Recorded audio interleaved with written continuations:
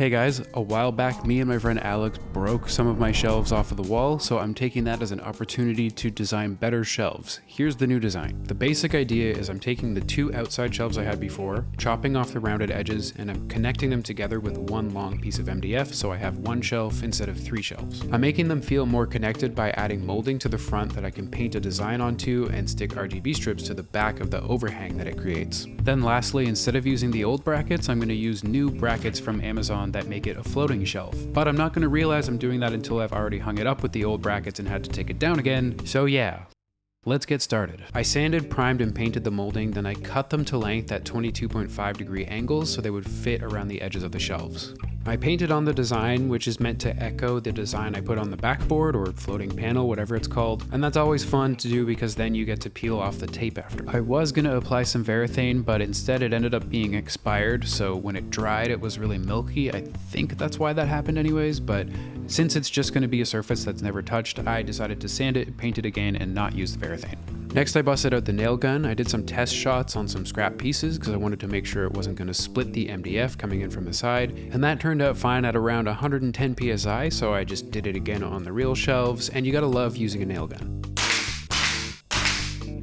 It's like such an immediately satisfying sound. I also use spackling to fill the holes in from the nails, and on a surface I'm not going to be touching, it absolutely does the trick. Plus, with a layer of paint, you'd never know the difference. I covered the cables from the lighting using these cable raceways, and I cut a hole in the middle of one of them to pass through the cables from this intersection and keep everything concealed. I didn't put up the horizontal one until after the shelves were up because I wanted to experiment with a few possible ways of covering them, but it ended up looking like this. I also cut the shape of the raceway into the shelf itself so it could pass right through and leave everything looking super clean. So my sister came by to help me put up the shelves, and then I ended up taking them down, like I said. Sorry about that, I did appreciate the help. But what ended up happening is I found these other brackets online afterwards for the middle shelf, and I realized I could use them for the entire thing and it would make it look floating. And that was one of my original goals, so I had to go for it. Of course, the easier way to do this from the start is to just take the brackets and install them first, then put the shelf on top after, so you don't waste people's time and it's just easier in general.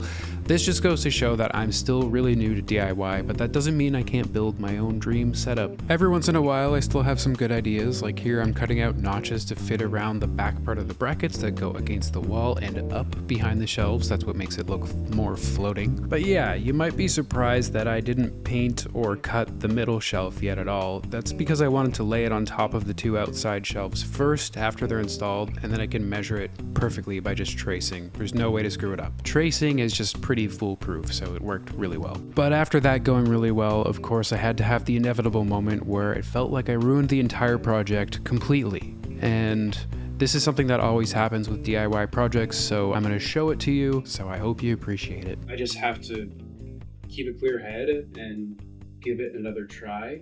What I was panicking about is with this front edge here, if I line it up perfectly with the other front edges, then you have this huge lip right there. I don't know how well you can see that, but this sticks up a ton across the whole way, and you can really see it from the front. You can see it quite a lot. I'm gonna grab a nail gun and I'm gonna attach the front edge to this thing so that it's flush all the way across. Then we're gonna work on fixing this bit right here. So the fix was actually very easy. I had these little flat brackets that I could use to pull the shelves together after attaching the front edge on flush. So everything worked out just fine. I always panic when this happens. I have to learn not to, but that's basically it. And that is the last nail for this whole project. Let's see how we did. I think compared to before, this is pretty nice.